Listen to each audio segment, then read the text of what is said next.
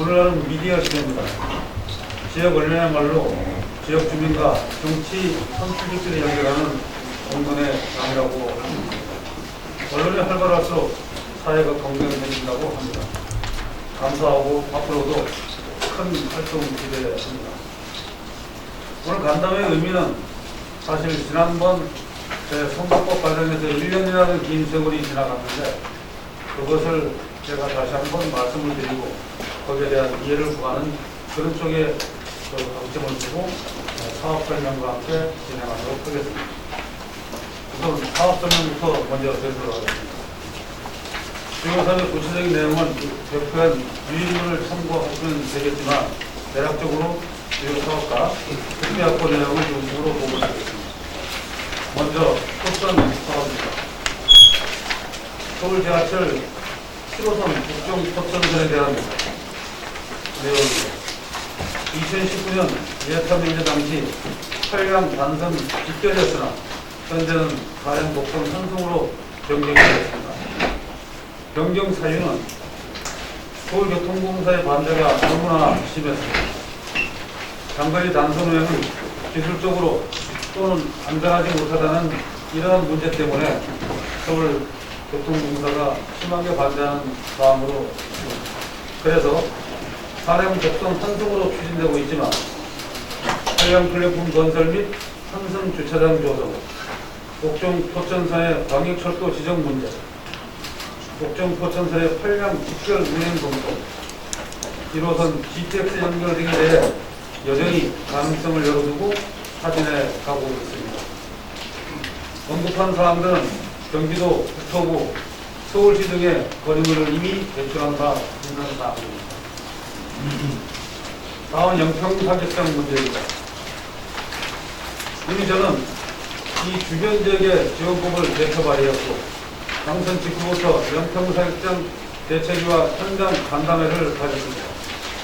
영평 사격장 관련하여 국방부와 수차례 협의했고 군 보호법이 주민들을 충분히 지원해주지 못하는 한계가 있다는 점도 알고 있습니다.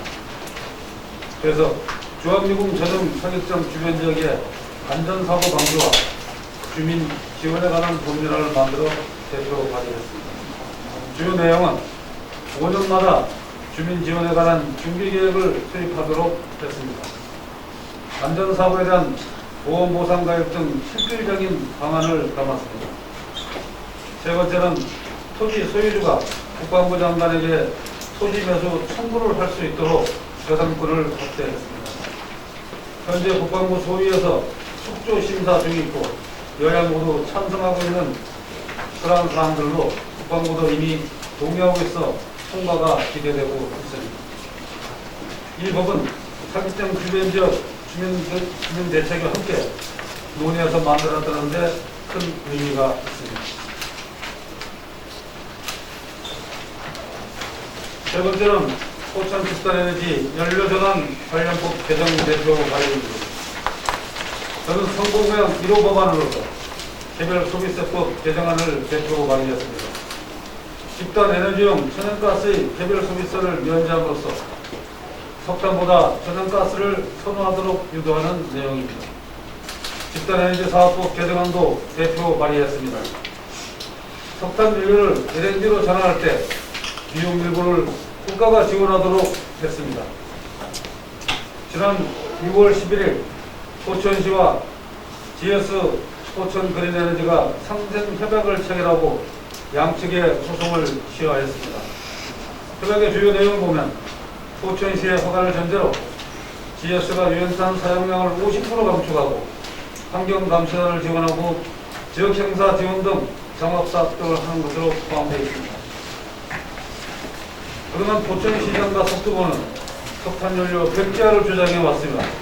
유연탄 50% 감축하고 지역사회에 공헌하면 갑자기 맑은 공기가 확보되는지 환경재앙에서 벗어나는 것인지 참으로 안타까운 결론이 나왔습니다. 맑은 공기, 환경재앙 주장의 궁극적 목적이 환경이 아니라 기업으로서의 지원이라는 의심이 생길 수밖에 없습니다. 존경하는 기자 여러분,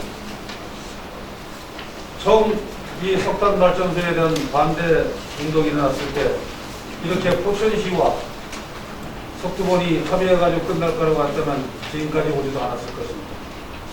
근데 지금에 와서 이와 같은 사항들로 해서 그것을 경감시키고 완충시켜 준다면 우리 포천 시민이 언제 이러한 협의에 동의한 적이 있습니까? 포천시는 이와 같은 것을 더 면밀히 따져서 시민이 요구하는, 시민이 바라는 방안으로 이 문제를 결론지어야 할 것으로 생각하고 있습니다. 다음 국비 확보에 대한 문제는 수도권 제2순환고속도로 중앙유금 공유구역 지원사업 삼성강 주산대를 기란 유인물로 대체하도록 하겠습니다. 다음 내춘 공설 자연장기 공원등 건립 사업에 대해서 짧게 말씀을 드리겠습니다. 이 사업은 원래 국비가 12억 8,600만 원이 요청된 사업이었습니다. 저희 사무실에서는 이 12억 8,600만 원을 전액 반영시켜놓고 예산에 대해서 단 한 푼도 감면된 적이 없습니다. 그런데 이 사업비가 전액 반납이 됐습니다. 장사실 설치는 국토계획법 및 도시 본계획시설의 결정 구조 및 설치 기준에 관한 규칙에 따라 국도, 지방도 등의 폭 10m 이상의 도로에서 연결되는 폭 8m 이상의 진입도로를 확보해야 합니다. 마을 주민들과 영구 차량 통행에 대한 많은 실랑이가 있었고 여기에 대한 민원이 제기되었습니다. 이와 같은 사항에서 충분히 검토하지 못하고 주민들과 제대로 의사를 소통하지 않은 채 예산부터 받아놓겠다는 무리한 추진으로 정부의 신뢰성을 잃은 그러한 사건으로 발생이 되었습니다. 우리는 어떤 일을 계획할 때 치밀한 계획과 함께 거기에 따르는 예산 확보가 충분히 되어야만 성공적 사업으로 귀결되는 것입니다. 앞으로도 우리는 이와 같은 시행착오를 일으켜서는 안 된다는 것을 다시 한번 강조하면서 이 사업에 대해 아쉬움을 표합니다. 다음으로 지난해 너무나 많은 비료에서 우리가 수해 피해가 일어났습니다. 특별 재난지역 지정 및 수해 피해 복구비 확보 등에 대해서 짧게 말씀을 드리겠습니다. 우리 포천 지역은 그나마도 많은 피해가 나지 않았습니다. 그럼에도 우리는 일동면과 영북면을 특별 재난지역으로 지정 선포해서 국고에 36억이라는 돈을 더 받을 수가 있었습니다. 이와 같은 예산 확보는 지역사회 수요 복구에 큰 도움이 되었다고 강히 장담하고 있습니다. 다음으로 행안부 특별교부세에 대해서 말씀을 드리겠습니다. 여러 사업들이 많이 있었지만 한 가지만 중점적으로 말씀드리면 영북고 기숙사 증축 문제입니다. 제가 경기도 의원 시절에 영북고등학교에 기숙사를 신축했었습니다. 근데 그때 3층밖에 되지 않는 그 기숙사를 한 층 더 올려야 되는 필요성을 가지고 있었기 때문에 기초작업을 튼튼히 해놔서 이번에 17억 원의 돈으로 이 사업을 추진할 수 있어서 영북고등학교는 4층의 기숙사를 확보하고 드론 학과 하나를 더 모집할 수 있는 그런 여력을 갖게 되었습니다. 다음은 가평지역입니다. 제2경충국도의 노선 수정을 완료했습니다. 제2경충국도는 하도에서부터 춘천까지 이어지는 그 도로에서 우리 가평군의 토지가 약 80% 정도가 들어가는 것인데도 불구하고 가평군의 의견이 잘 관철되지 않아 이 부분을 긴밀하게 따지고 국토부와 협의했습니다. 최초 나온 국토부안과 다음에 나온 가평군안 또 그 다음에 나온 경기도안 이것이 중복이 돼서 모든 것이 가야 되는 문제를 잘 간파가 안 되는 그러한 시기에 가평군에서는 가평군안을 그대로 관철시키려고 했었습니다. 그래서 저는 가평군이 원하는 그 안이 아니면 어떤 것도 인정할 수 없다라고 국토부와 맞서서 거기에서 경기도와 가평군이 다시 절충을 하고 가장 효율적인 방안의 노선을 마련을 했습니다. 그래서 지금의 결론적인 노선이 나오게 된 것인데 그래도 아직까지도 과제는 남아 있습니다.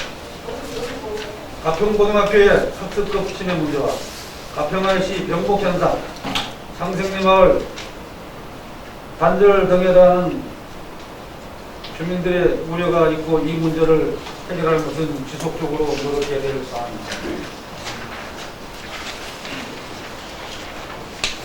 가평은 지난해 너무나 큰 수해가 났습니다. 그래서 특별 재난지역 지정에 대한 부분이 우리 행안위에 큰 문제로 나타났었습니다. 가평군이 2차 모집에 응하면서 그때 호우피해로 포천 가평 현장을 제가 다니면서 본 사항들이 너무나도 크게 나타나 가평 지역 전체를 특별 재난지역으로 선포하고 215억 원의 예산을 확보해서 지금도 복구공사를 하고 있습니다. 근데 우리 에어컨이 이렇게 성능이 약한가?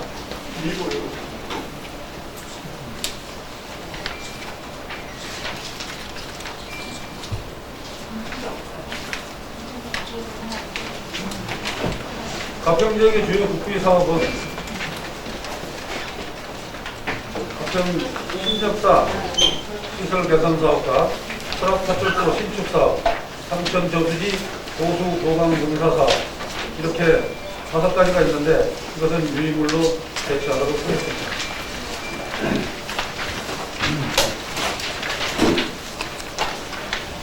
다음은 사업은 아니지만 저희 입장에 대해서 설명을 좀 드리도록 하겠습니다.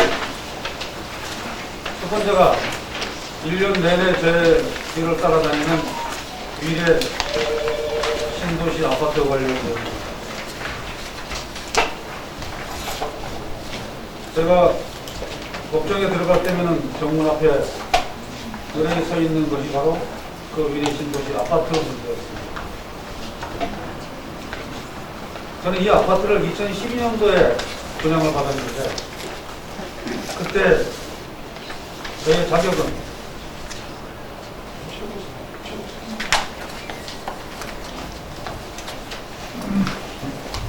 여기 있는 국가유공자 등이 있습니다. 저는 국가유공자입니다. 국가유공자 보훈대상자이기 때문에 국가유공자로서 받을 수 있는 국가적 혜택은 우선 그 차량, 고철 차량 지원이 됩니다. 전액 면제는 아니지만 세금 정도를 면제해주는 그런 것입니다. 그 다음에 교육사업이 있습니다. 그리고 주택사업이 있습니다.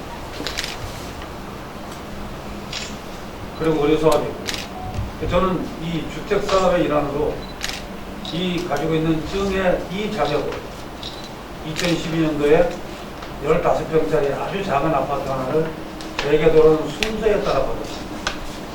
그리고 6차례, 7차례 거친 계약금과 중도금, 잔금을 거치면서 2013년도 12월까지 단계적으로 납부를 했습니다. 그리고 2014년도 2월까지 입주가 예정되어 있는 그런 상황인데 제가 계약서 어디에 찾아봐도 의무거주에 대한 부분은 나와 있지 않더라고요. 그럼에도 의무거주에 대한 부분이 대두돼서 LH에서 의무거주를 해야 된다고 하니까 저는 LH를 찾아가서 상담을 했습니다. 나는 포천에 거주를 하고 있고 수도권이긴 하지만 미래까지는 너무 멀다. 그래서 나는 도저히 여기서 거주할 수 없으니까 여기에 대한 처분을 해달라. 다시 말씀드리면 저는 내가 조건이 안 된다면 아파트 반납하겠다는 뜻이었습니다.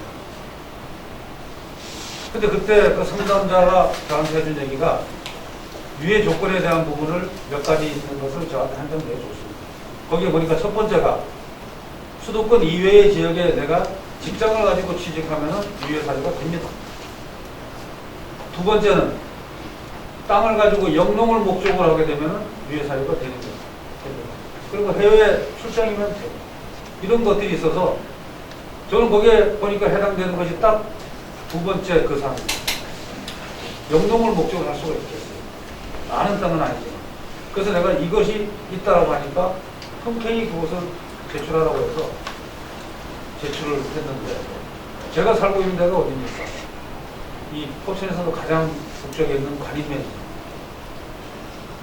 강원도 경계까지는 5분도 안 걸려서 걸어갈 수 있습니다. 그래서 제가 1995년도에 1993년도에 제가 농협조합원이 됐고, 저는 농지원부, 그게 저는 마련이 됐습니다. 그래서 95년도에 저는 땅을 살 수가 있었습니다. 그때는 당시에는 통작 거래라는 게 있어서 20km 이내는 다 살 수가 있었고 20km가 넘으면 살 수가 없습니다. 근데 제가 거주하는 가림면에서 그 땅이 있는 강원도 정현리까지는 20km가 안 됩니다. 직선거리로, 통행거리로. 그래서 그 땅을 샀는데 그때 제가 750평 정도를 샀던 거로 제가 기억합니다. 근데 그 해에 한탄강 쪽에 홍수가 예상된다고 해가지고 뚝을 쌓으면서 제 땅이 편입되는 바람에 한 350평밖에 안 남았어요. 그러다 보니까 제가 직접 농사 짓기도 어렵고, 그래서 그 옆에 땅을 가진 분한테 제가 그냥 농사 지십시오 했죠. 보지도 받지 않고. 다만 나중에 경계 측량할 때 측량에 남아는 입사하는 그런 조건을 했는데 거기 가서 있었습니다. 그런데 이걸 가지고 내가 유예 조건이 된다면은 LH에 대한 것은 주소를 옮겨야 된다. 그래서 저는 또 하나가 문제가 생겼던 부분이, 제가 관인 동영 아파트에 살고 있었는데 그 아파트 내가 살고 있는 그 호수가 305호였습니다. 이 호수가 경매로 나가가지고 저는 그냥 돈 한 푼 못 받고 나왔습니다. 그리고 집사람이 운영하는 가게 옆에 방갈로 하나 놓고 거기서 기억을 했는데 너무 춥고 더워요.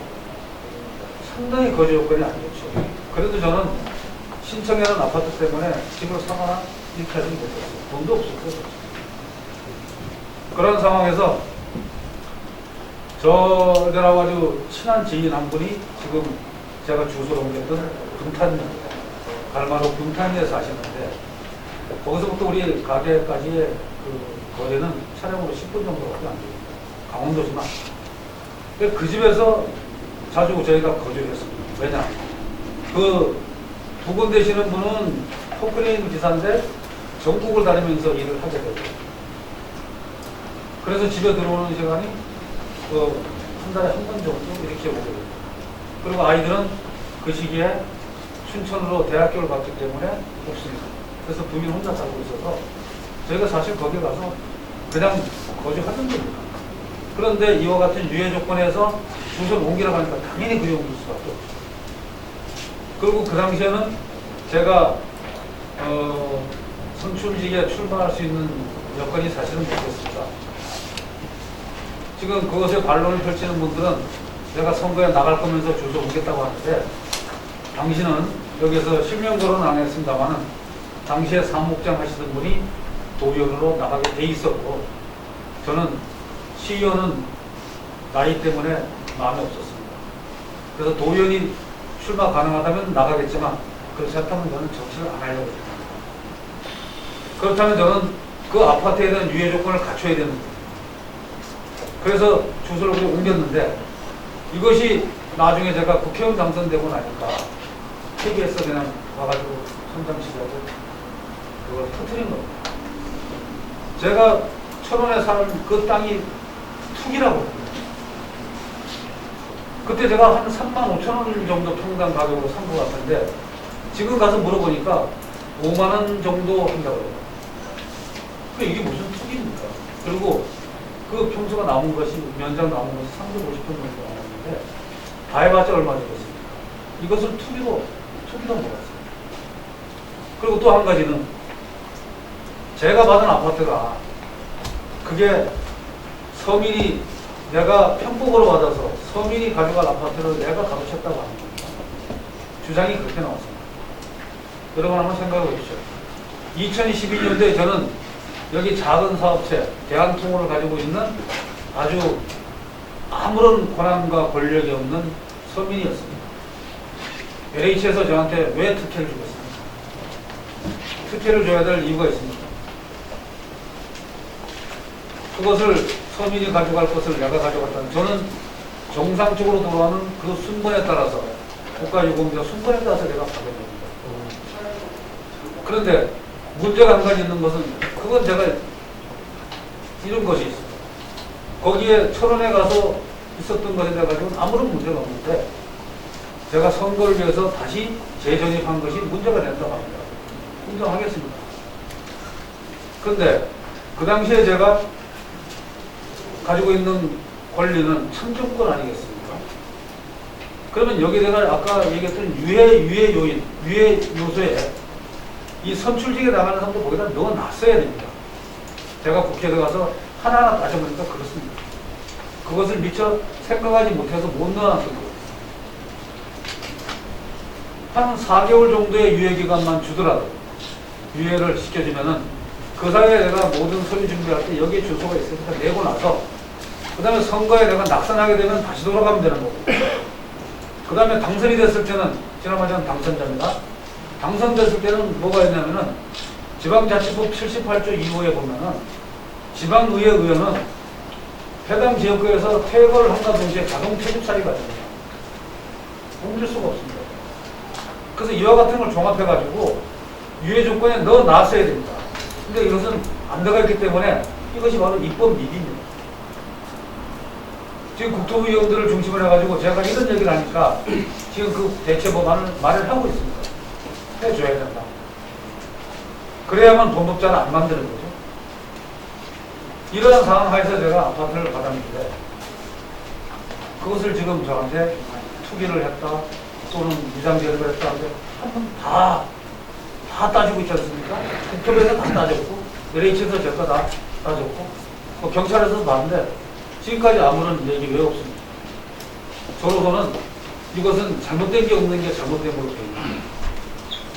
처음으로 제가 기자분들께 이 말씀을 드렸는데 제가 왜 이렇게 늦었느냐. 그것은 거기에 대한 명백한 입장을 국토부와 LH로부터 내가 받고 싶었던 겁니다. 보훈청으로부터는 받았습니다. 보훈청에서 여타의 다른 것을 적용할 수가 없다고. 수도권에도 광범위한 그걸 놓고 따졌는데 뭘 가지고 하겠냐는 얘기를 하니까 거기에 문제가 없는 거예요. LH하고 국토부는 제가 이 시간 이후에도 지속적으로 확인해서 받겠습니다. 그걸 받으면은 다시 여러분께 그 내용을 말씀을 드리도록 하겠습니다.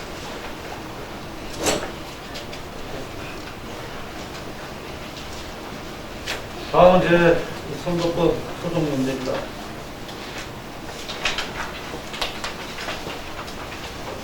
사실은 오늘 이 문제 때문에 제가 감사를 시작한 건데요.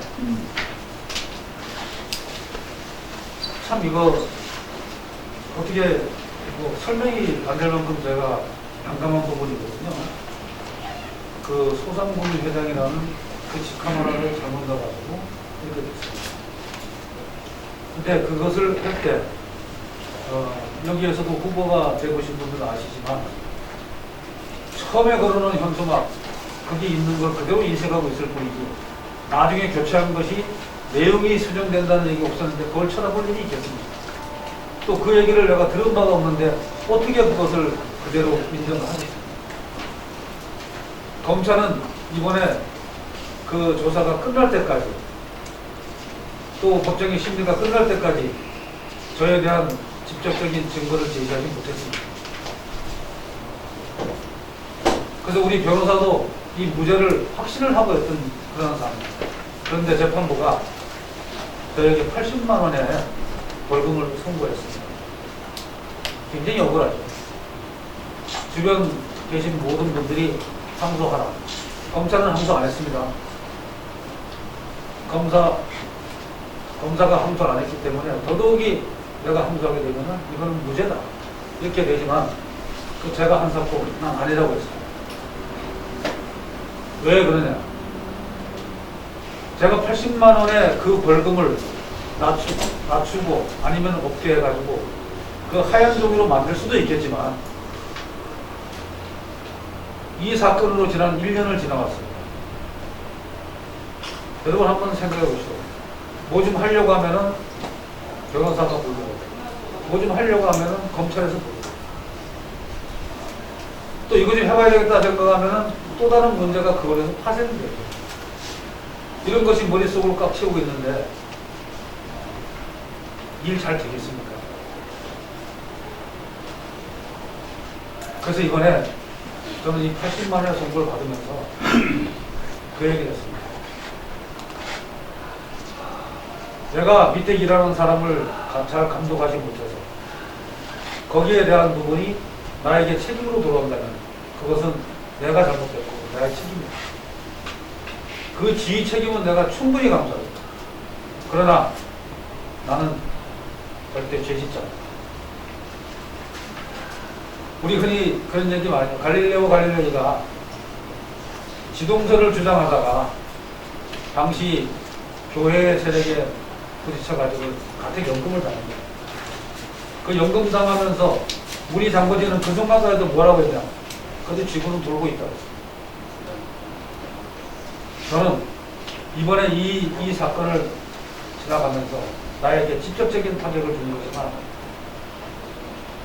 정말 세상은 공정하지 못합니다. 그리고 특히 이 검찰 공정하지 못합니다.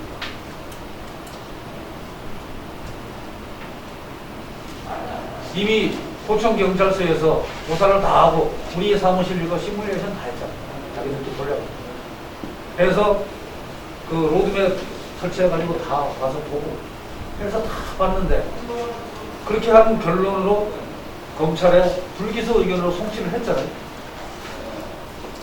근데 그것을 검찰이 최초 수사검사를 바꿔가면서 처음 수사검사가 끝까지 간 거 아닙니다. 수사검사를 바꿔가면서 기소를 했어요. 이 무리한 기소를 했어요. 그리고 자기들은 법이 공정하다고 얘기해요. 그분들이 한 거 제가 기록을 하라도 꼭 한번 받아보려고 합니다. 왜 그렇게 했는지. 그러면서 자기들은 법 앞에 모든 사람은 공평하다고요. 이게 공평한 겁니다. 저를 아주 자기들의 그 논리를 묘하게 펼쳐나가는 사람들이 검찰들이에요. 검사가 지휘해서 경찰에 조사를 다 해가지고 수사해서 올리는 것을 본인들이 뒤집어 냅니다. 이런 사람들 때문에 저는 80만원 그 벌금 내가 감수한다. 그리고 그 기간 내가 또다시 3개월, 6개월, 1년을 지나갈지도 모르는 그 기간 동안에 나는 포천 시민과 같은 국민을 위해서 일을 하겠다. 제 마음속에 그러한 다짐으로 제가 이번에 항소를 포기했습니다.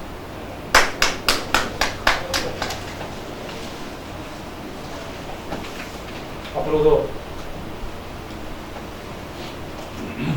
여러분들이 주시는 응원만큼 잘 해나가겠습니다. 사업이나 입장이라도 궁금한 게 있으시면 지금부터 간단하게 질문을 받도록 하겠습니다. 그리고 대략적인 사항들은 여러분 유인으로 챙겨주시면 됩니다.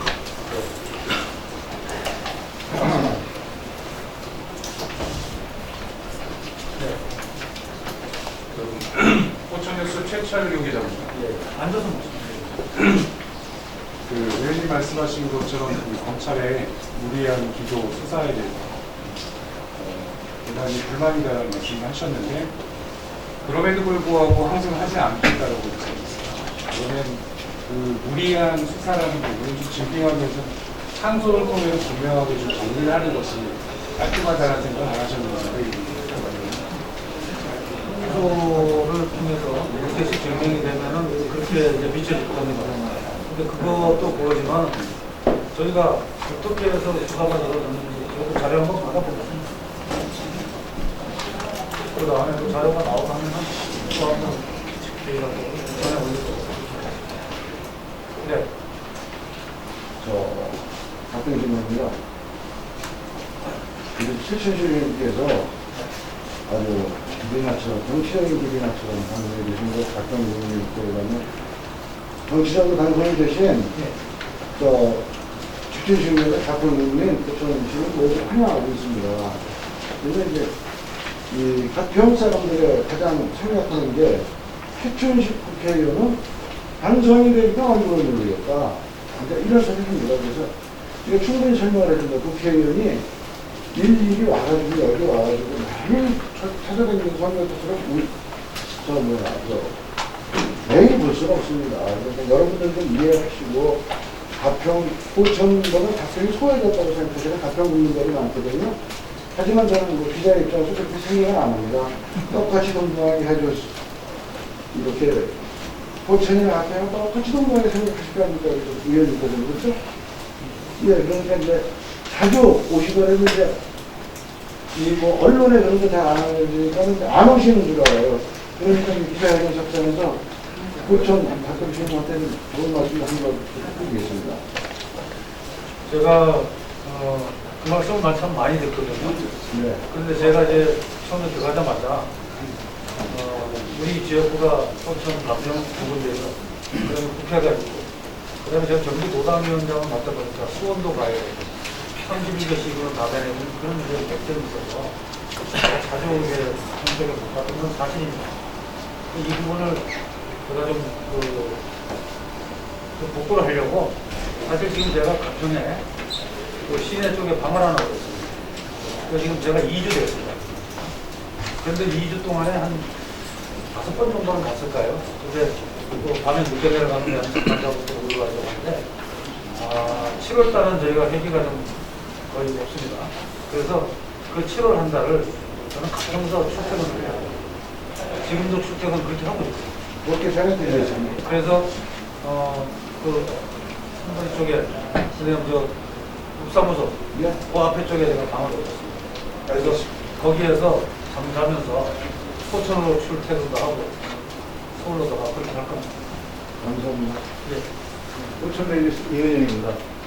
의원님 말씀 잘 들었습니다. 근데 사실상 어떻게 보면 그것은 이미 과거의 일이고 그간의 어떤 마음고생이라든가 충성이 필요했다고 생각을 하는데요. 사실 여기 오신 기자분들이나 또 처음에 배석하신 분이나 가장 궁금해하는 부분 지금 이준석 그 당대표가 젊은 당대표가 되면서 이준석 대표하고의 관계는 어떠신지와 그 다음에 지금 내년 지방선거의 공천에 대해서 상당히 궁금해하고 있고 큰 이슈가 되고 있는데 그거에 대해서 의원님께서는 어떻게 생각하시는지 아마 여기 오시면 제일 궁금한 거라고 생각합니다. 예, 우리 36세 이준석 대표가 당선이 됐습니다. 삼강구도에서 이준석 그리고 그 다음에 나중에는 조영호를 들었지만 거기에서 각각의 선호하는 부분은 다 따로따로 있었겠죠. 그런데 이준석 대표가 당선이 되고 나가지고 사실은 앞으로부터의 관심도 가지고 있지만 저희 당에서 굉장히 그 센세이션이 일어난다고 봐야 되거든요. 뚝뚝뚝 치고 나가는 또 그것이 이제 젊은 사람의 체질로 나타나기도 하고 또 그 다음에 저도 이제 원내 부대표입니다만 저희 그 원내 대표단에서도 이준석 대표에 그래가지고 적극적으로 공부하고 지지하고 있습니다. 그리고 또 대표단의 목소리도 같이 거기에 적용하지 않기 때문에 지금 상태에서는 저희는 아주 그냥 충진으로 그 지역에다 들어가고 있는 상황입니다. 두 번째, 예, 공천. 공천. 이거 뭐 공천 그러면 저 우리 뒤에 후보 되실 분들이 졸다가 좋게 일어날 것 같은데 공천이라고 하는 건 참 많이 어렵지 않습니까? 공천 과정에서 직접 받아봤고 하지만 저는 이번에 공천을 가평이든 포천이든 좀 이런 말씀을 전에 예측 가능해 그 다음에 상식에 조금만 그런 공천이 되는 누가 이렇게 잘하고 있으니까 받을 것이라고 그러면 그분이 받는 게 맞죠. 엉뚱하게 다른 사람이 전혀 기여도도 없고 사회부상 이런 활동도 없었는데 만나면 안 되지 않겠습니까? 그래서 근본적으로는 우리 당의 공천 기준에 맞도록 그 결정을 할 것이고 그 다음에 거기에 따라 가지고 공평하게 누구든지 도전해서 그 평가를 받으면 그런 시스템을 꼭 유지하겠습니다. 이거는 지켜봐 주시면 좋겠습니다. 이제는 성태입니다. 다른 질문 좀 드릴 텐데 지금 수치주 여러분께도 아시겠지만 김성기 가평군수가 주민소환제가 추진되고 있습니다. 근데 그 부분에 관해서 지금 이유가 불분명하다는 지적들이 많이 나오고 있어요. 국민소환제 추진한다는 그 이유가 많이 바뀌고 있다거나 그런 지적들이 많은데 그거에 대한 개정이 좀 필요하다고 좀 생각들을 많이 하는데 그거에 대해서 어떻게 생각하시는지, 그리고 그 가평만의 문제가 아니고 경기북부 모든 지자체의 문제라고 생각합니다. 이 장사시설에 관해서 우리 그 지역구 의원이신 최춘식 의원께서 어떻게 생각하시는지 까지 여쭤보겠습니다.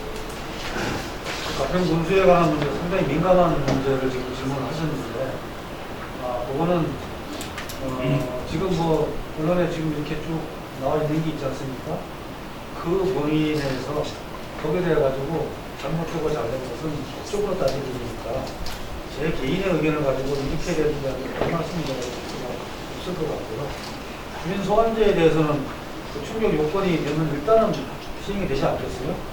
근데 그것은 그 충족 요건을 따져야 되는 거니까 개인의 의견, 저의 의견은 그렇게 중요하지 않을 것 같습니다. 그리고 두 번째 질문하신 그 장사시설에 대해서는 제가 우리 국경 정현수 기자하고 똑같은 이름이시더라고요. 그게 대표자가 반대대체 정현수 대표가 이런 분들 그때 가평 사무실을 간다는 걸 했습니다. 굉장히 이렇게 격하게 처음에는 반응을 하다가 나중에는 읽고 나왔는데 거기에서도 제가 그런 말씀을 드렸어요. 대책위원회에서 얘기하는 것은 이 광역은 안 된다. 그리고 단독은 허락을 하겠다. 이렇게 얘기를 했거든요. 그런데 단독과 광역에 대해서 저는 이런 개념을 가지고 있습니다. 우리가 장사시설을 생산성을 적용하고 있는 생산성을 놓고 본다면은 단독은 현저히 쏟아지기 때문에 그건 나중에 오히려 그 시설 자체가 A단지로 나오는 확률이 커요. 그러니까 광역은 계속 유지로 돌아가야 되습니까? 그래서 이게 충분히 그 생산성 확보가 되고 그래서 충분히 모든 것이 충족이 된다고 하거든요. 그런데 광역은 안 된다고 하고 단독은 된다고 하면 그때 제 의견을 말씀을 드렸어요. 대표자한테 나는 단독도 반대한다. 그거는 반대다. 차라리 없는 게 낫다. 그리고 가평 국민들 대부분이 또는 일정한 그런 분들이 반대해가지고 이것이 혐오시설이라고 생각하든 아니면 기피시설을 생각하든 어쨌든 간에 싫다고 한다면 그걸 굳이 강행할 필요는 없습니다. 저는 아니라고 생각합니다.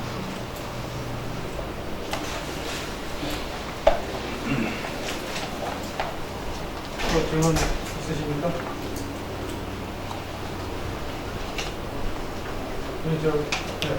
네. 양사형이랍니다. 의원님 지금 말씀하신 거는 뭐 1년 동안 굉장히 일 열심히 무정활동 해보려고 해도 계속 선거법 위반이니 뭐 이런 얘기 나와가지고 가시방석, 자율방석 충분히 이해합니다. 근데 지금 하시는 설명 중에 들어보시면